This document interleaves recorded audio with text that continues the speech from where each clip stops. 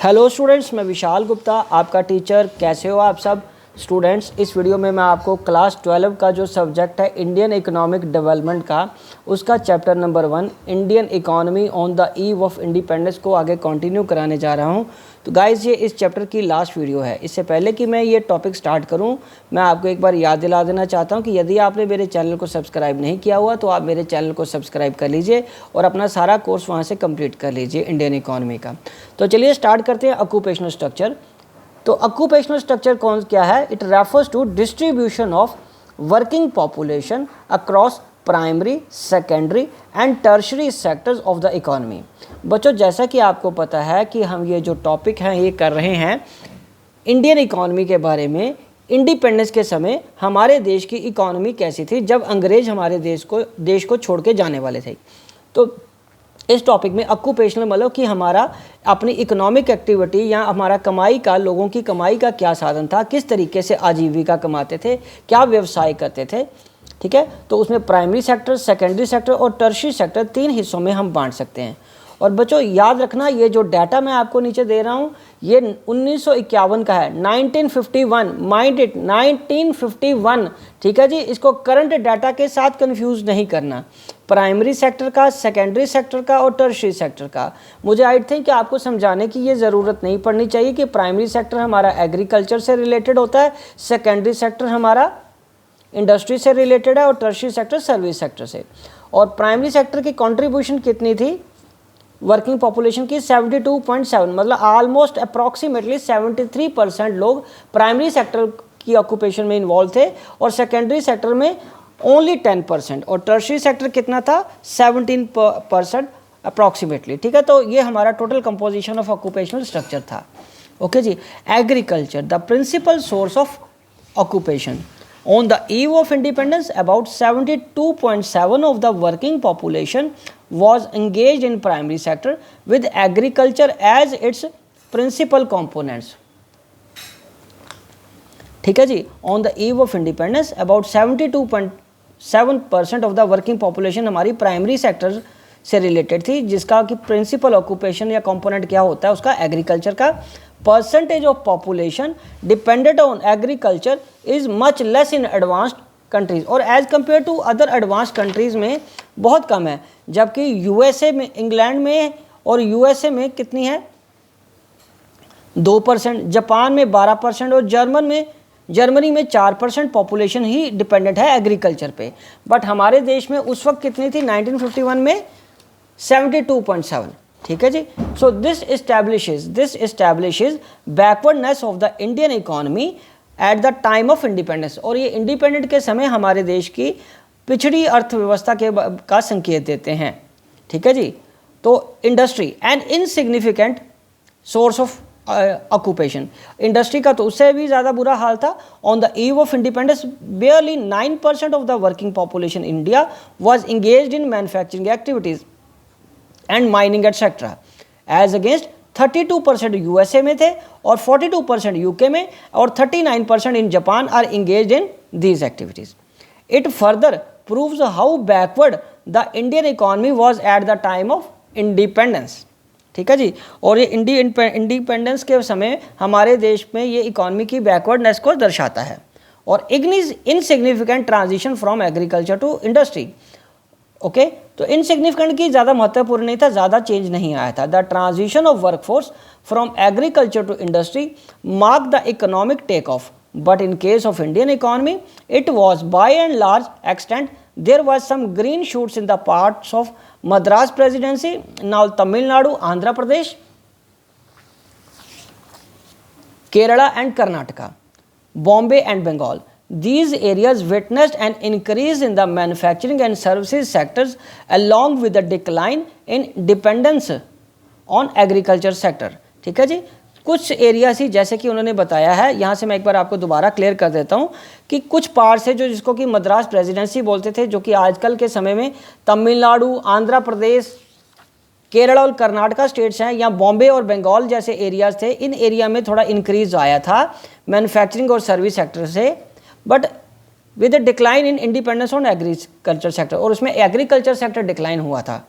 But at the same time पर उसी समय Orissa, Rajasthan and Punjab recorded an increase in the workforce engaged in agriculture sector, और इन states में agriculture sector के में जो वर्कफोर्स थी वो ज़्यादा इंक्रीज हो गई। On the whole occupational structure of India pointed to backwardness and lopsided, एक तरफा ही ऑक्यूपेशन था और वो था एग्रीकल्चर। अब हम बात करेंगे इंफ्रास्ट्रक्चर की।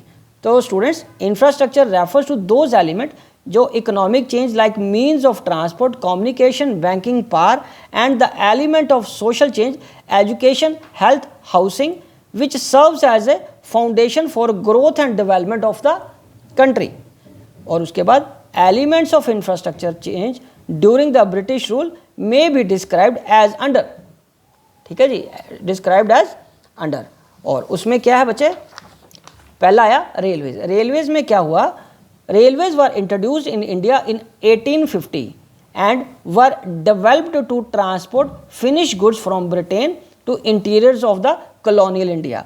रेलवेज को इस्टेब्लिश करने का उनका सोलली पर्पस था कि फिनिश गुड्स जो कि ब्रिटेन से हमारे देश में आती हैं उसको इंटीरियर इंडिया में शिफ्ट किया जा सके, भेजा जा सके, ठीक है। It aimed at widening the size of market of the British product in India.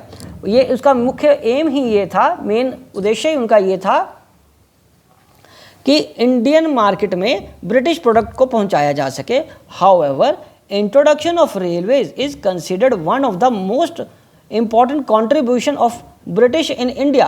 हालांकि जो रेलवेज था वो एक बहुत इम्पॉर्टेंट कंट्रीब्यूशन रहा है ब्रिटिश का इंडिया में। दूसरा, पोर्ट्स डेवलप किए गए, बंदरगाह डेवलप किए गए to handle export of raw material to Britain and import of finish goods from Britain. The development of inland waterways proved uneconomical, ठीक है जी, जबकि उनका जो इनलैंड वाटरवेज थे वो अनइकोनॉमिकल थे, मतलब महंगे पड़ते थे वो। Post and telegraph, these were developed to enhance administrative efficiency, doubtless it served the purpose of maintaining law and order. उसके बाद roads were developed to facilitate transportation of raw material from different parts of the country to the ports. There were no efforts made to develop all weather roads to reach out to rural areas during the raining season। हालांकि वो all weather roads नहीं थी, ठीक है, rainy season में उन सड़कों का ज़्यादा बुरा हाल हो जाता था। As a result people living in rural area suffered at the time of natural calamities. और जो नेचुरल आपदाएं आती थी, मुश्किलें आती थी, जैसे भूकंप आ गया, बाढ़ आ गई, ऐसी समय में वो रूरल एरियाज बहुत बुरी तरह सफ़र होते थे और पूरी तरह देश से कट जाते थे। In brief we can say that during the British rule there was some modest infrastructural change in the economy, but the motive was not the growth and development of the Indian economy, rather it was to facilitate colonial exploitation of the Indian economy for the growth and development of the British economy। ठीक है जी, ऊपर उनका motive, उन्होंने कुछ किया तो था हमारे देश में इंफ्रास्ट्रक्चर को डेवलप करने के लिए, पर उनका मोटिव, अंग्रेजों का मोटिव डेवलपमेंट नहीं था इंडियन इकोनॉमी का, रादर वो अपने काम को फैसिलिटेट करने के लिए, हमारी इकोनॉमी को एक्सप्लॉइट करने के लिए करते थे, जिससे कि सीधा फ़ायदा उनको ही ग्रोथ और डेवलपमेंट होती थी ब्रिटिश इकोनॉमी की। इससे देयर वॉज, अगला पॉइंट है, was there any positive impact of British rule in India? Certainly not. कभी भी ये नहीं हो सकता कि उनका कोई पॉजिटिव इफेक्ट हो। कोई भी किसी कंट्री पे राज करेगा तो जिस पे राज किया जा रहा है उसके लिए कोई अच्छी बात तो नहीं है ना। If the impact of British rule is studied with reference to motive of the British government in India, motive was clear and focused। यदि हम उनके मोटिव की बात करें, मोटिव तो उनका पूरा क्लियर था, एक्सप्लॉइट कर रहे हैं इंडियन इकोनॉमी को, तो it was colonial exploitation of the Indian economy. However the means to achieve end yielded some positive side effects. हाँ, इस काम में थोड़े से कुछ पॉजिटिव साइड इफेक्ट्स हुए जिसका बेनिफिट हमें मिला, और वो क्या है? पहला, commercial outlook of the farmers, forced commercialization of agriculture under the British rule exposed the subsistence farmers to uncertainties of the market। ठीक है बच्चों, कमर्शलाइजेशन को, फोर्स कमर्शलाइजेशन करने से वो अनसर्टेनिटीज ऑफ द मार्केट में आ गए। अब वो सबसिस्टेंस फार्मिंग की जगह कमर्शियल फार्मिंग करने लगे।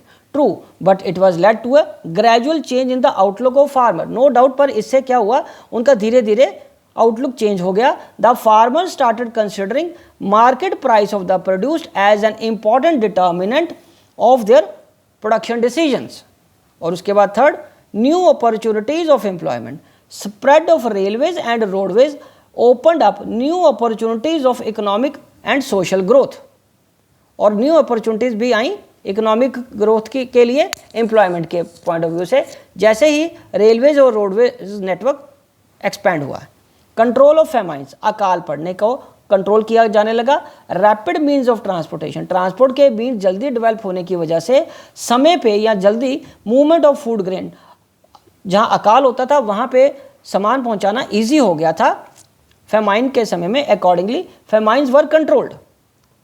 Monetary system of exchange, money का सिस्टम आ गया। There was a transition from barter system से हम शिफ्ट हो गए monetary system of exchange. Facilitate decision of labour, specialisation and large scale production. और उसके बाद fifth, efficient system of administration. British government in India left a legacy of the efficient system of administration. This served as a ready reference for the politicians and planners. और जो efficient system administration का वो हमारे लिए छोड़ के गए, हमारे प्लानर्स और एडमिनिस्ट्रेटर्स या पॉलिटिशियंस के लिए वो एक रेडी रेफरेंस के रूप में रहा। और उन्हीं के ढांचे को हमने आगे बढ़ा के अपने देश की एडमिनिस्ट्रेशन को आज़ादी के बाद संभाला। तो गाइज, इसी के साथ ये टॉपिक कंप्लीट होता है और ये चैप्टर भी यहीं कंक्लूड होता है। आई होप कि आपको अच्छे से समझ आ गया होगा। आप इसी तरह मेरे चैनल को सब्सक्राइब करके वीडियोस देखते रहिए और अपना कोर्स कंप्लीट करते रहिए। Wishing you good luck.